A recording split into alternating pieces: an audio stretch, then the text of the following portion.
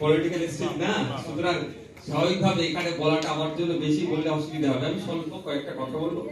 সর্বপ্রথম বলবো, আমাদের অল ইন্ডিয়া হিউম্যান রাইটস যিনারা পরিচালনার দায়িত্বে আছেন, প্রায় দীর্ঘ 15 বছর ধরে মানুষের সেবায় নিয়োজিত আছেন। যেখানে হিউম্যান রাইটস ব্রেক হচ্ছে সেখানে চেষ্টা করছেন সেগুলোকে রিকভারি করার জন্য, এবং সাথে সাথে বিভিন্ন ভাবে সেমিনার বা বিভিন্ন ধরনের প্রচেষ্টা চালিয়ে মানুষের যে রাইট সম্পর্কে অ্যাওয়ার করার চেষ্টা হচ্ছে। এটা আশা করব আমি এগিয়ে যাবে, এবং যে সমস্ত কর্মকর্তারা আছেন যারা আছেন প্রত্যেকে তারা তাদের নিজের ফিল্ডকে আরো মজবুত করবে এবং এগিয়ে নিজেদের সহযোগিতা করবে। আমি এখানে একটা জাস্ট কথা বলে আমার বক্তব্য শেষ করব।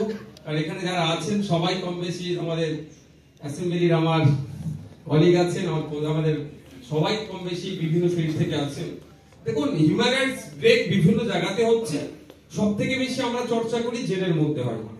আমি জেলে 42 দিন পুলিশ কাস্টডি জেল কাস্টডি থাকার সুবাদে একটা জিনিস যেটা লক্ষ্য করেছি, ব্রেক হচ্ছে, কিন্তু আর একটা ভয়ঙ্কর ব্রেক যেটা হচ্ছে স্বামী স্ত্রী, হয়তো আমার ভাষাটা আমি গ্রামের ছিল তো হয়তো খারাপ বলতে পারে, খারাপ ভাবে কেউ নেবেন না, আমি কনজুগাল ভিজিট অর্থাৎ স্বামী স্ত্রীর মধ্যে টাইম স্পেন্ড না করার ফলে একটা বিশাল বড় রাইট ব্রেক হচ্ছে। আমি আপনারা এই কাজে যারা যুক্ত আছেন, হিউম্যান রাইটস নিয়ে আপনারা কাজ করছেন, আমি অনুরোধ করব আপনারা এটাকে নিয়ে চর্চা করুন। কনজুগাল ভিজিটটা যাতে ঠিক আমাদের রাজ্যে যাতে হয়, ইমপ্লিমেন্ট যাতে করা যায়। তাহলে অলরেডি পাঞ্জাবে আছে, কোন কায়েদি বন্দী যদি সে তার আচরণ ঠিকঠাক স্বাভাবিক থাকে, প্রতি 2 মাস ছাড়া 2 ঘন্টা সময় পায়, সে তার ফ্যামিলির সাথে সে টাইম স্পেন্ড করতে পারে।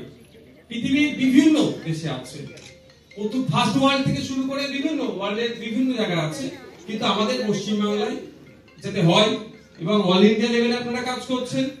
আমার বিহার থেকে এসেছে যে অল ইন্ডিয়া লেভেলেও যাতে সমস্ত জায়গায় এটা যে রাইটটা ব্রেক হচ্ছে না হয়, এবং স্বামী স্ত্রীকে বা দাম্পত্য জীবনকে যাতে স্বাভাবিকভাবে তারা নিয়ে এগোতে পারে, তার জন্য এই দাবিটা আমি আশা করব আমাদের অল ইন্ডিয়া হিউম্যান রাইটস এর পক্ষ থেকে সোচ্চার হবেন। আমি ইতিমধ্যে বিধানসভায় তুলেছি, আমি তোলার সাথে সাথে জানি না, আমি হয়তো বয়সে হালকা হলো বিধানসভায় হাসির রোল উঠেছিল।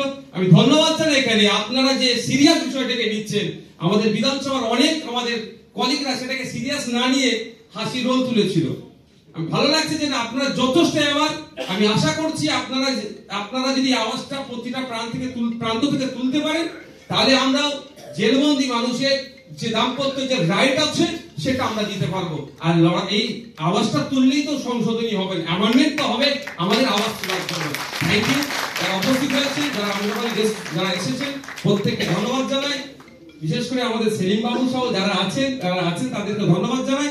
আপনারা ভালো থাকবেন, আপনাদের মাধ্যমে আমরা একটা সুস্থ সমাজ ব্যবস্থা পাবো এই আশা করছি। Thank you.